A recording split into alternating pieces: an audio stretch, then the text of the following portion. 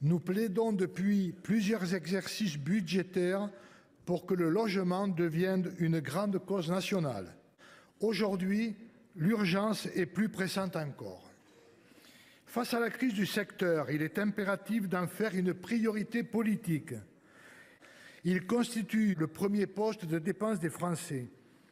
Plus d'un quart de leur revenu y est consacré et cette part grimpe à 40% pour les ménages les plus modestes.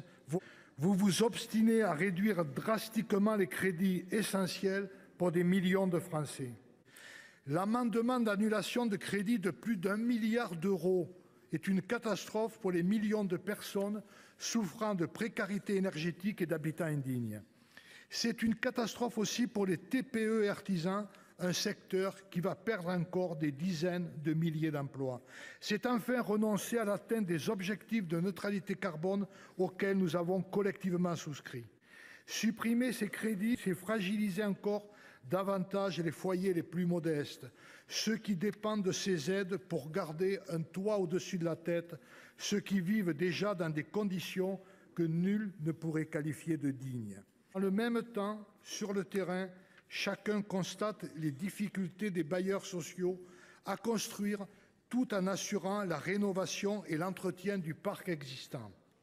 Le nombre de Français en attente d'un logement social ne cesse de croître pour atteindre 2,7 millions.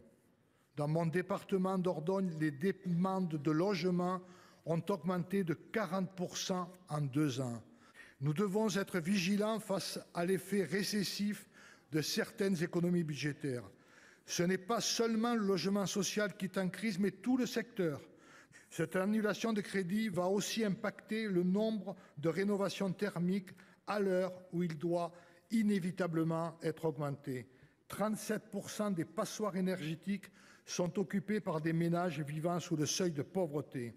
En actant ces coupes budgétaires, c'est la politique de solidarité pour un accès universel à un logement décent que l'on sacrifie. C'est abandonner des millions de ménages modestes face à des difficultés croissantes et dégradantes. Et pour cette raison, nous ne voterons pas les crédits de cette mission.